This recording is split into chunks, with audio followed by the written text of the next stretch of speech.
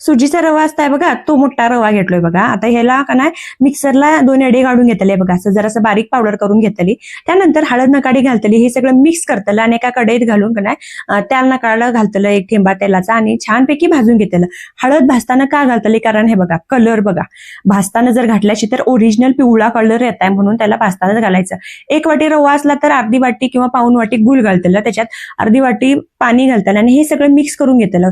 रवा गरम असतानाच जर गुळ घातल्याची तर वितळताय बघा. चवीनुसार मीठ, वल्ले शेंगदाणे आणि नकाडी फुटाण्याची डाळ आणि वल्ल खोबरं घालतलं बारीक, आणि सुंठ पावडर घालतली, जायफळ पावडर, सुंठ पावडर, आणि हे सगळं कालवून घेतलं. मिक्स करून घेतल्याची ना एका भांड्यात तेल लावतलं आणि छानपैकी जरा 2 मिनिटं गॅसवर ठेवतलं. ते भांड गरम झालं की ते सगळं मिश्रण त्याच्यात वतलं वरण, आणि खोबरं, शेंगा आणि डाळ घालतली आणि छानपैकी झाकून ठेवतलं. 45 मिनिटं अजिबात उघडून बघतलं नाही. घरात सगळा वास दरवळला की समजलं तुमचा उंडा तयार झालाय. नागाचा स्पेशल उंडा आमच्या चंदगड भागात करतात आणि खाऊन बघा, 1 नंबर लागतात. आज खल्याखल्याच्या घरात उंडा केल्याने नक्की सांगा आणि कसा आवडतं का नाही